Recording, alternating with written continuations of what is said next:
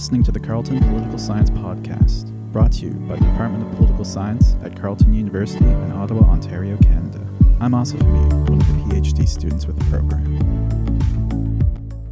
The response to COVID-19 across the world has been unlike anything experienced in the contemporary era, changing the nature of human experience from interaction to isolation. The virus has had a previously unimaginable impact on states, societies, and economies around the world. The political impact of coronavirus has been immense, but perhaps more significant has been the philosophical impact on the human condition itself. What are the impacts on the psyche of death and disease on a global scale?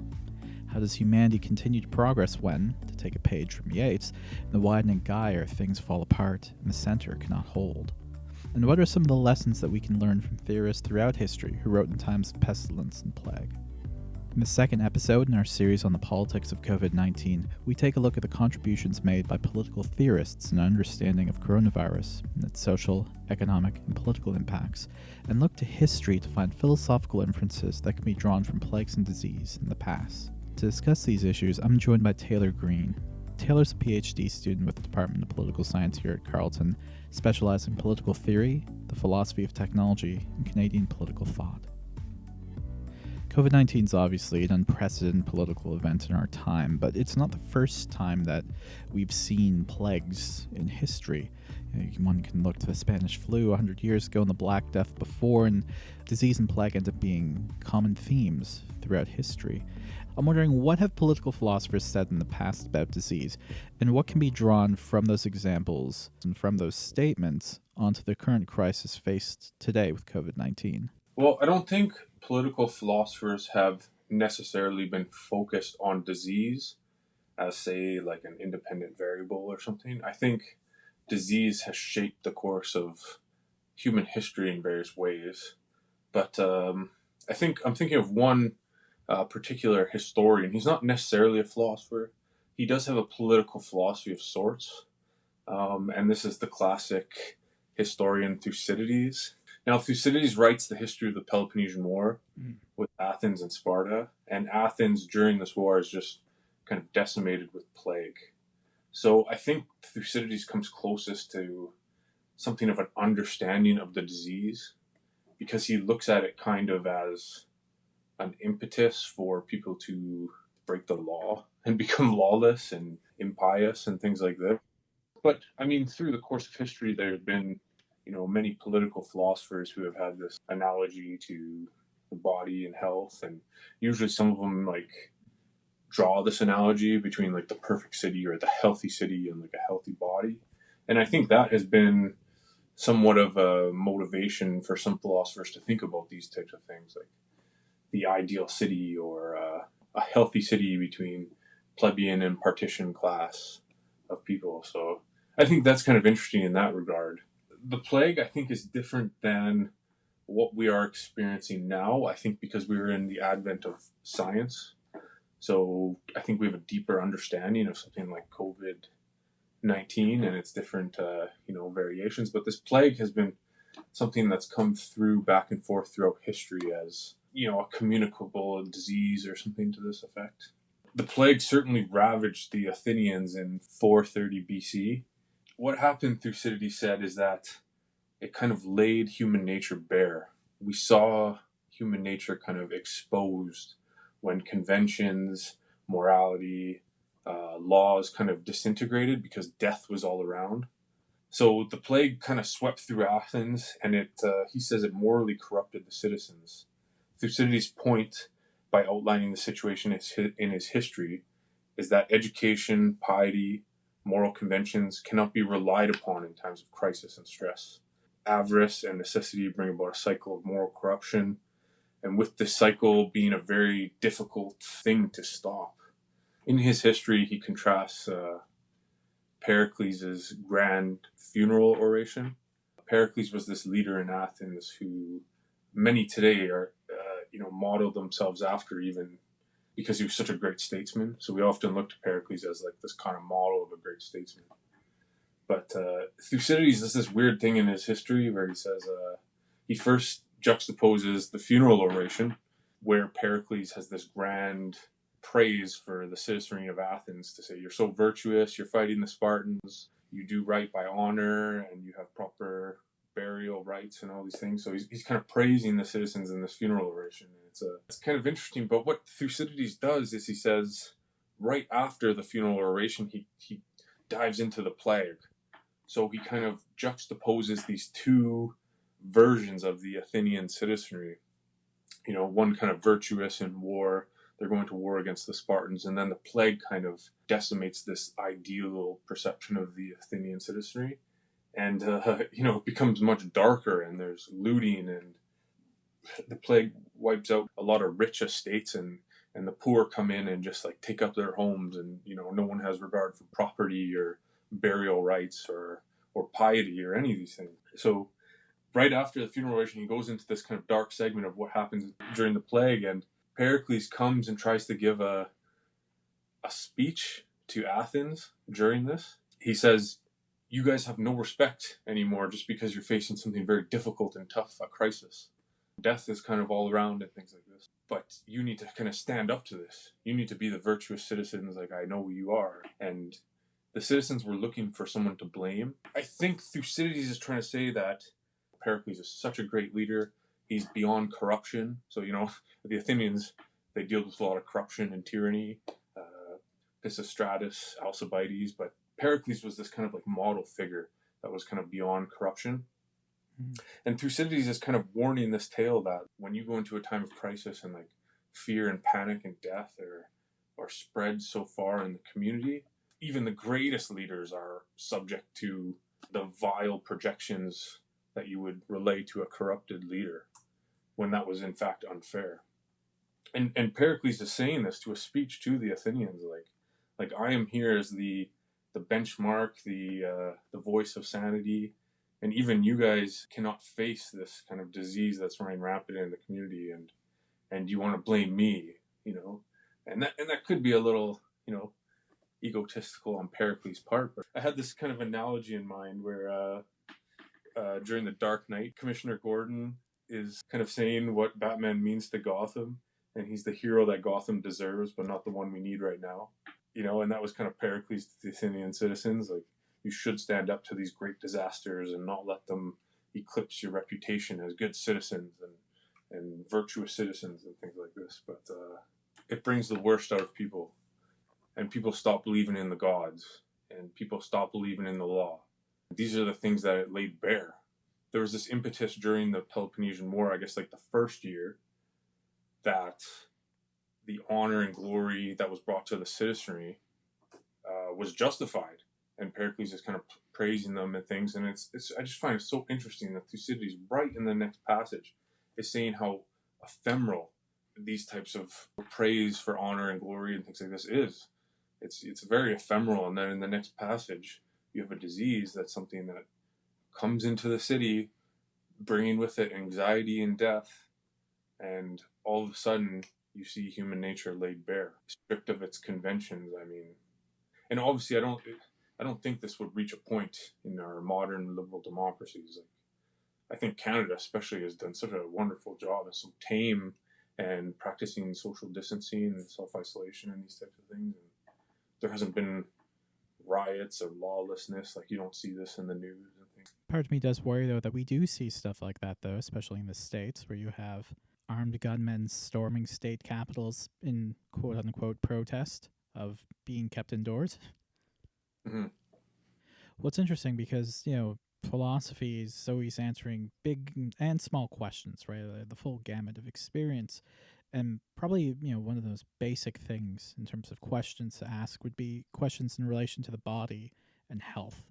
It makes me wonder, or how have philosophers conceptualized health in the body over time, and how have different philosophical traditions viewed the body differently?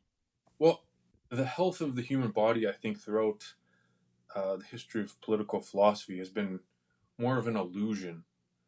It's something that we can allude to say that our social understanding and our social body, the body politic, is healthy, similar to a healthy body. And it was this kind of perfected ideal or something, that when you are healthy, so are the ills in the social body. So we can rid of ills in the social body just as medicine can treat the human body.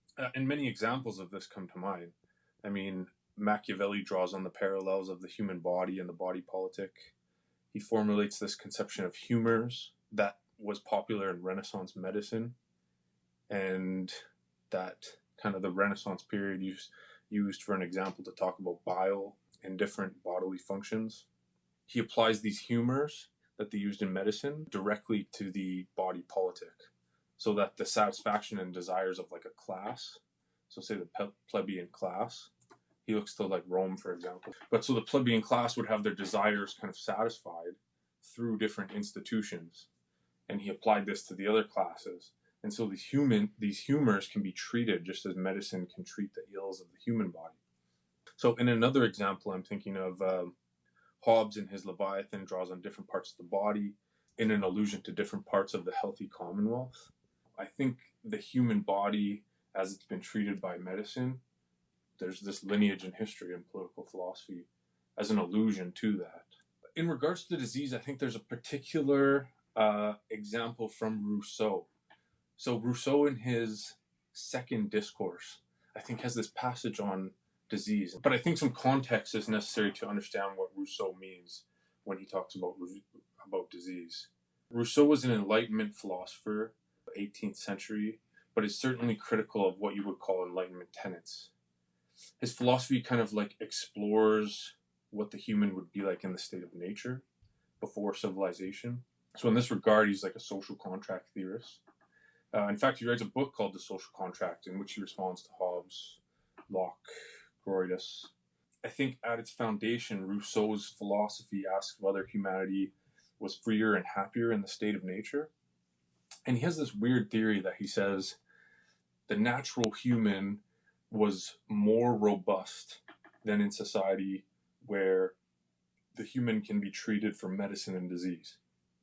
He has this weird kind of pseudo-medical idea that in society we become more comfortable, pursue more pleasures, and in that regard makes us more infirm.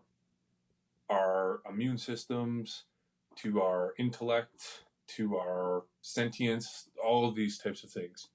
In particular, he says that in the second discourse, linked to how we imagine ourselves in prehistorical times, Rousseau has these peculiar passages on genus, speech, and disease. And he says there are natural infirmities like childhood, old age, and illnesses, but it is only the latter that you see in human societies and not in the animal, which he finds very peculiar. And so he says it could be the case that as we progress in our civilization, this is where kind of disease comes from. So he doesn't give an actual explanation or kind of impetus for what causes disease, so to say, as it is that once we socially become more civilized, diseases are more transmittable, we kind of weaken our immune systems, and therefore diseases are more. So he would look at something like the plague and say, of course it comes more and more once we become more civilized. Like he would say, of course, you look at the world of globalization and interconnectedness and kind of cosmopolitanism that we live in right now, and of course you're going to get these waves of diseases and things like this. Very controversial. So he says, one is strongly inclined to believe that the history of human illnesses could easily be written by following that of civil societies. To connect this to COVID, we could say that this is novel because of how connected and civilized the planet is right now.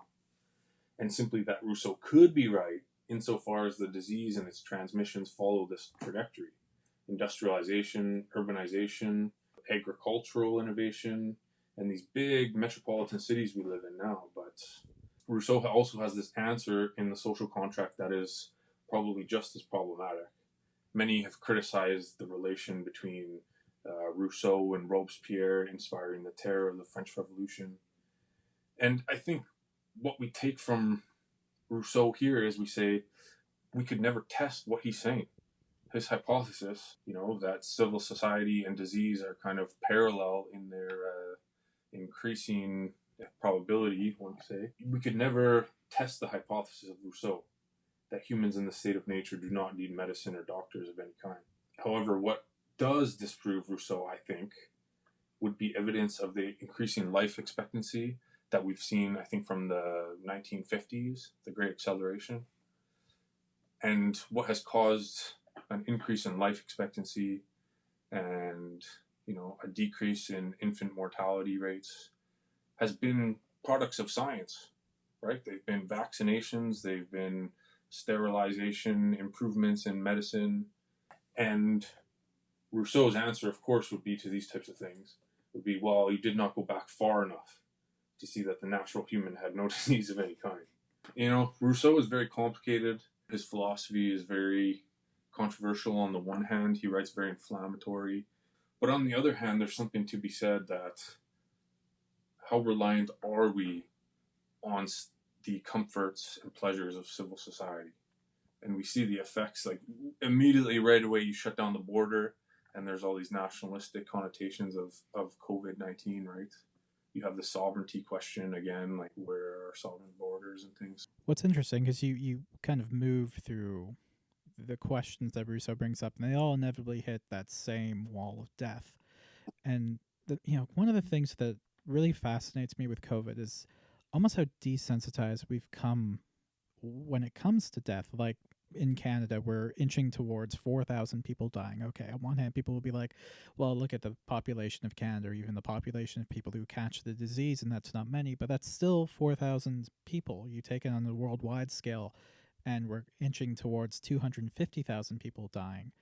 These are huge numbers. Again, in relation to the population of the world, or the population even people who have the disease, it would seem like it's not a lot, but it's still 250,000 lives gone in an instant. And I can't help but wonder, on this topic of death, what philosophers stick out to you to have something to say about the effect of wide-scale death on the body politic? Well, it's interesting. I took a course in which the professor taught nihilism, which is kind of like this meaninglessness that you see in society, and how we've responded to this nihilism, I guess, in different waves of political philosophy. And I found it particularly interesting that there was, from this case of nihilism, a kind of break with traditional political philosophy to try these and experiment in these new, I guess, vistas of philosophy. And one of them was this existential movement. And existentialism undoubtedly comes back to Martin Heidegger, and I think he kind of invents this whole movement. But among some of the French existentialists, Jean-Paul Sartre, de Beauvoir, Albert Camus, these types of people kind of also played with death insofar as it's a philosophical movement of existentialism. By kind of facing death and anxiety, we can learn something more about like ourselves, but kind of without the traditional constraints of metaphysics and ethics. That's just to say, like, without traditional constraints of morality or how to act politically or individually. And so there was this kind of like renewed sense post-World War II where we were dealing with these nihilistic tendencies in continental thought. But undoubtedly, you have to come back to Martin Heidegger, I think, because for one, he is kind of closing off this movement that kind of started with Rousseau, actually, of German idealism, in which case liberalism, capitalism, as we saw with Rousseau, were kind of insufficient in addressing the human's freedom and happiness. So to not get too far off track, Rousseau's answer in The Social Contract was that you can only have one or the other. Like, you can only have freedom and you can't really have happiness. Heidegger, a few centuries later, kind of scraps all Enlightenment tenets, the progression of science, and kind of this new conception of technology. He scraps it all. He kind of rejects it. And he says we have forgotten what he calls being. And being is just kind of the totality of existence. So we have forgotten this in our traditional metaphysical notions of good and evil, in our technological notions of airplanes and automobiles and these types of things. But it's interesting because in his early philosophy of Being in Time in 1927 was kind of like his seminal work.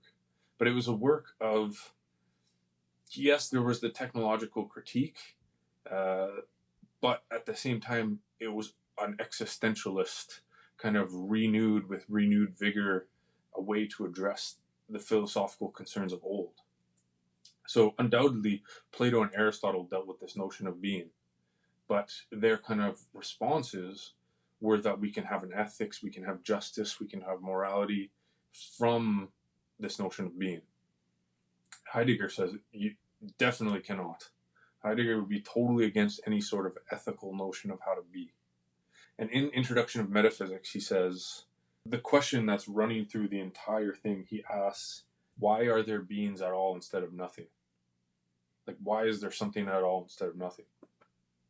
So people through the history of political philosophy always answer, well, Descartes would say, I think, therefore I am. Like, I know I'm a human being because of my subjectiveness, because I know I'm thinking right now. Like, the only thing I can affirm is, like, myself, the subject. The outer world could be a lie. It could be, fake. And I think Heidegger's reversal of that is that the outer world is something that can inform our humanness in a way. So to kind of get back to this notion of death, what he calls in Being in Time death, and this notion of death, like an ontological structure. So he describes this notion of the ontic. It's how things are. Like the ontic is like a property. So if we say like the chair is blue, that blueness is a property kind of like of the chair. But he separates this from the ontological notion. And the ontological is more like being. It's like how our existence is defined. So from our example, if we say the chair is blue, he would say, well, what do we mean when we say the chair is? The chair is something. Why are there beings at all instead of nothing? Is a very profound kind of reversal of political philosophy that's contingent upon the notion of death. So he has this like being towards death that kind of prompts anxiety and fear. So if we look right now and we open the news and we see tragic stories of death and panic and people destitute, he would say how we interpret COVID-19 is through these structures of meaning impacting how we not only view the phenomena of a public health crisis, but how we in turn view ourselves existentially in relation to the whole of things, right? In relation to our existence. For example, many people right now are worried about a recession, about prices going up, or a large government deficit. So Heidegger says in Being in Time, in the broadest sense, death is a phenomena of life. So there are kinds of death in a particular arrangement, this kind of ontological structure, at any time in our lives that affect, for instance, the psychology of the market, the rhetoric around different policies and what we're seeing with Trudeau in the stimulus package right now. He would say that there's this ontological structure of death that's impacting kind of everything psychologically. If you think of Heidegger, you think of like the totality of existence and things, which, like Rousseau, is very problematic because you critique things like science and technology, because they are increasingly covering up thinking about our existence and the totality, is what Heidegger claims. You look at things right now like Zoom and these types of things, like, wow, technology is kind of saving us from our alienation, in our self-isolation in these. It's tough to say that Heidegger's hopeful, but I think Heidegger would look at something like this right now and be hopeful that it can save us existentially in some way. That through this confrontation with death, we will not only reevaluate our own lives, but kind of reevaluate what we've been doing in society, with how focused on the comforts of maybe technology or something we have been.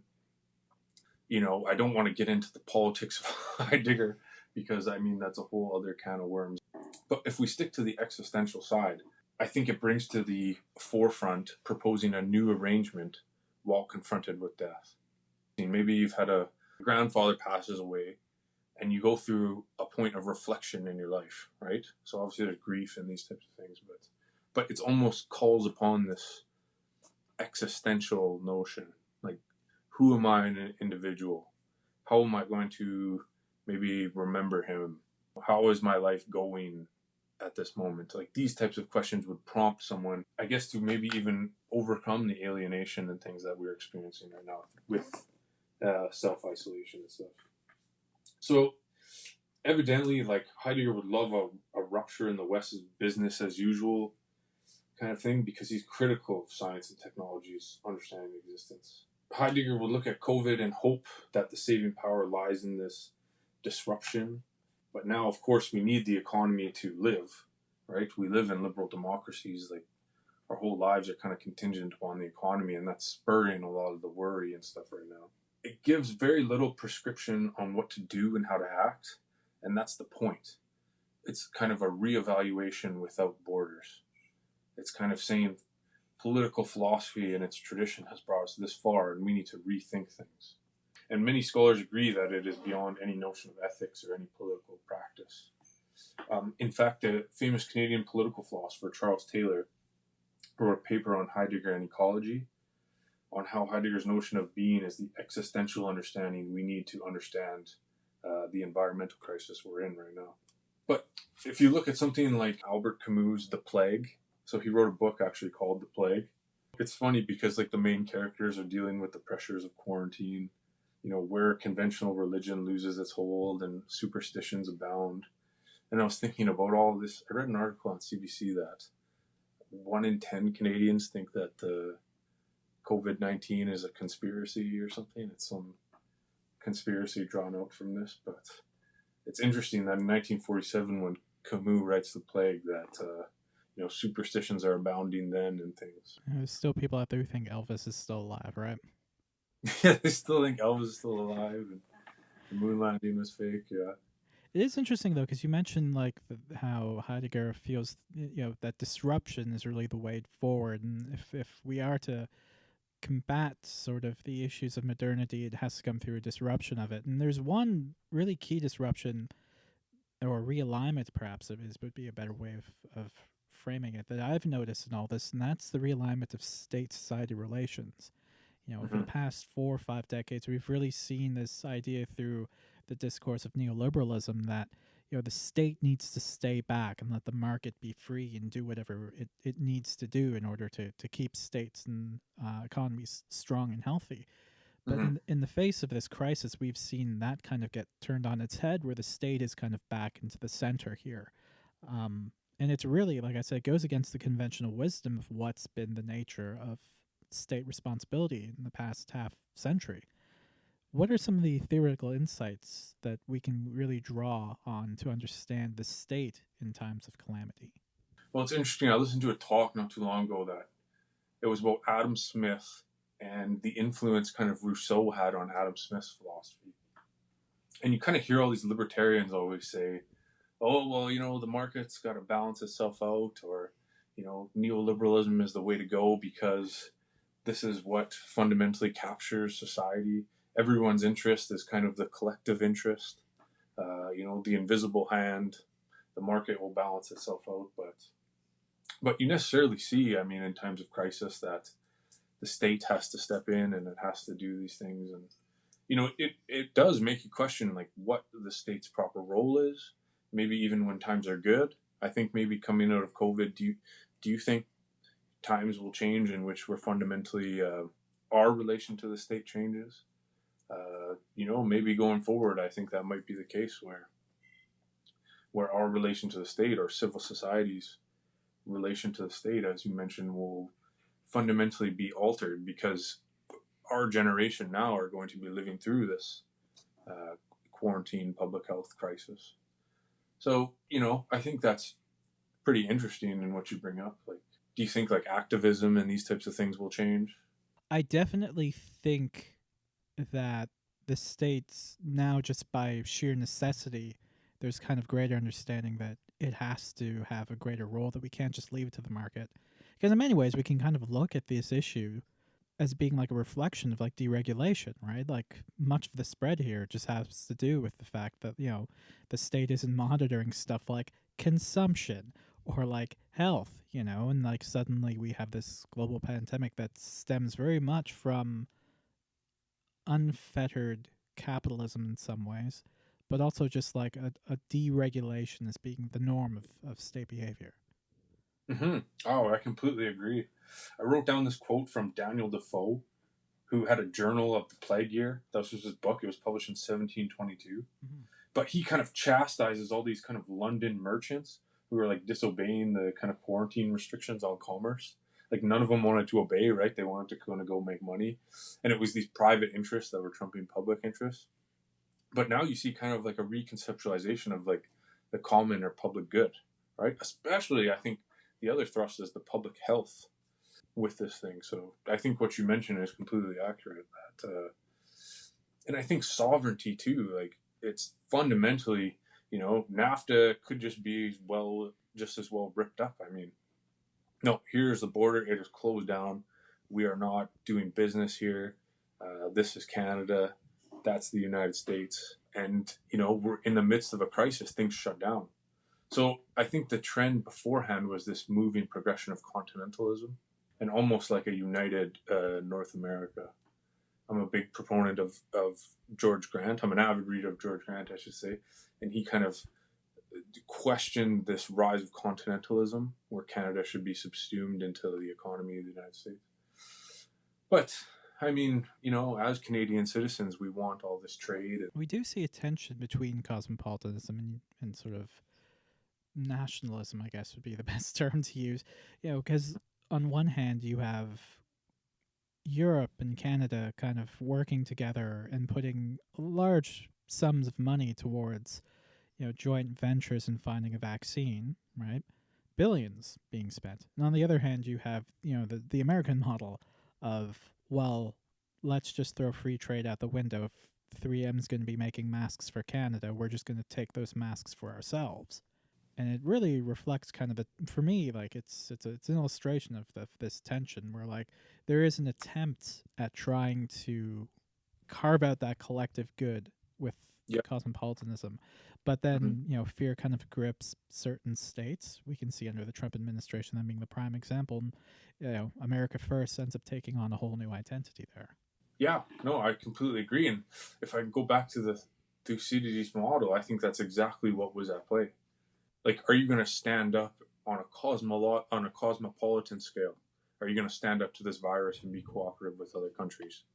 Or are you going to kind of crumble under the fear, maybe, and look out for the private interests of things? And I think this private versus public interest in the times of crisis has always been the case, and I don't think it'll go as far as like on the scale of war, where you have like a hyper nationalism defined because that's the international tension that's going on. But here I think you're absolutely right. It was a perfect opportunity for global cooperation. And you have Trump in the States saying, no, we need these masks for our people and things like this.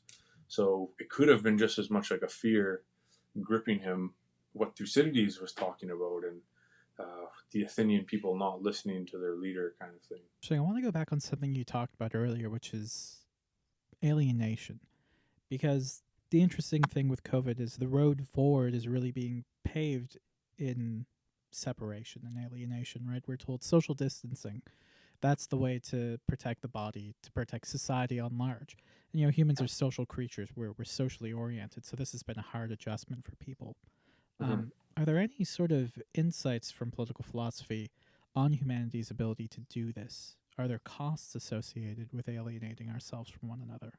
Well, I don't know if I could fundamentally analyze all the economic costs of alienation, but I think for the more robust theoretical notions of alienation, I would turn to Hegel fundamentally, because I think Hegel's philosophy in the phenomenology of spirit is predicated on sort of a fight. Like, whereas Rousseau thinks that kind of the natural human being would encounter another human being and kind of just part ways. So he says, like, we don't even need speech. Like Aristotle says, like, we don't need speech to exist. Like, Rousseau would think that a human being would see another human being and go in separate directions. Like, we value the sweet sentiment of existence more so than conversing with other people and things like this. Hegel would say, when a consciousness in prehistorical time encounters another consciousness, there's a fight immediately to the death. And whoever is willing to risk their life is the one whose consciousness kind of like fully develops. And then the other person is the other, right? Or kind of like the dependent consciousness. So, and it's through that kind of fight of life and death, and then the kind of lower consciousness does work through labor and kind of realizes that there's like a world of things in which that person is not that consciousness kind of thing. I know it's getting very metaphysical, but it's like, as long as you're not that consciousness, you gain consciousness that you are par on the same level as the master or the independent consciousness. So to bring this back to alienation, I think Hegel was responding to a time where Napoleon invaded Gina and stuff like this, and he's looking for like these world historical figures, he said in his philosophy of history, that are kind of elevating consciousness.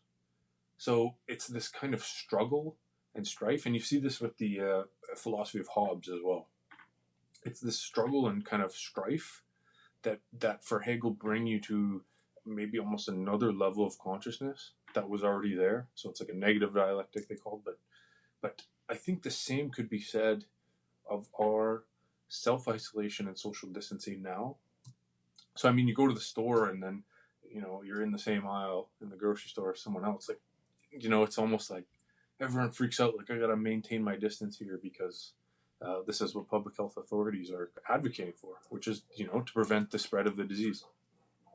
But I think in that same type of confrontation of death that the master and slave consciousness battled out for in prehistorical times, according to Hegel, I think that now is making us realize our consciousness maybe in the West as Canadians, you know, because you know, you miss almost that human connection, right? Like it's especially alienation and staying at home and all these things. But at the same time, I think it prompts you to understand more what's valuable to you.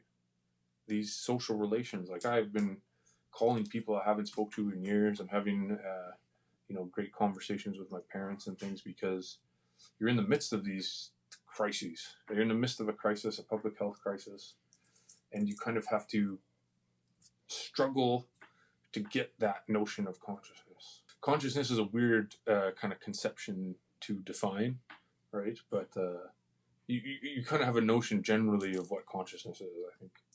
I think people generally do, but I think this definitely is propelling that consciousness forward, and I think we'll come out of this. So, you know, you kind of hit this fork in the road. It could just be like a big fear-based response kind of after this, where people are so kind of exhausted and tired of being scared all the time. Or you can kind of have this notion of consciousness where, you know, the social bonds are strengthened. People realize the value of going to the grocery store and not social distancing and things anymore. So Kind of segues well towards the next thing which I want to talk about, which is, you know, making our way back out. Because the narrative over the past week has really changed towards inching towards, you know, normal, whatever normal was. You know, obviously this has elicited, you know, both hope and fear in people because the idea of making it out to the other side is something we all want to do, but on the other hand, we can't help but think, is it too soon? And I'm just wondering, like, what are the inferences we can draw from political philosophy here and our ability to go back? You know, can we return to that way of life, or would they say we're condemned to a darker future? well, I think it'll be a fun, like a big piece of our culture for years down the line. Now, I think our generation will be defined by this. This is something you don't see in modern history. But doing a bit of research, I mean, plagues and pandemics and epidemics, they've been around throughout the history of humanity. You know, disease is just almost part of humanity. I think how far the economy will take a hit will be definitely predicated upon how quick things turn to normal. I think the other thing we have to consider, you know, are these new public health directives. I think they will be on our mind for a while. I think the supply of hand sanitizer will be in an excess for many years to come. Who knows what is to come of these strategies that we've adopted? You know, do we become more patriotic? Do we become more nationalistic? Do we trust government more? Do we see a lot of these types of stigmatizations on how we're supposed to go to the grocery store and how we're supposed to be in public? Do we see people afraid to meet in groups of more than 5 people? Are people more afraid to have children? So I think war and pestilence and these other things have defined the social environment of epochs of different kinds for many times in the history of humanity. And what I find comfort in is the fact that humanity has overcome these diseases before, become a better version of humanity than in previous epochs. And I guess the last question I want to ask is, you're obviously doing your PhD here at Carleton, the Department of Political Science. What have you been working on lately? Tell us a bit about your work. If you haven't guessed from the podcast, I'm working on kind of German idealism. I'm in the midst of kind of struggling through how much Hegel was part of the natural law tradition, insofar as what did Hegel do to propel this kind of project of mastery of nature forward. So I think that's a fundamental part of my dissertation right now. I'm trying to work through this, but I've fundamentally been interested in this question of technology, I think from my late undergrad years, and I would like to kind of explore this in the German idealist tradition, because this notion of technology, which is a Heideggerian concept, and I see this now with COVID and all these troubles we've had over our technological perplexity. Like, we're trying to get all these testing kits and we're trying to get all these supplies, and vaccines. Our scientists are ramping up all these projects for trying to figure out a vaccine, and it makes me question our relation to technology in a society. And you see the rhetoric of Trudeau kind of say, we will trust science, whatever the legitimate thing is, science will tell us. And I think that's so interesting to kind of where we are in the history of things. For example, when would you say kind of technology has started? The first time someone used a stick to dig a hole.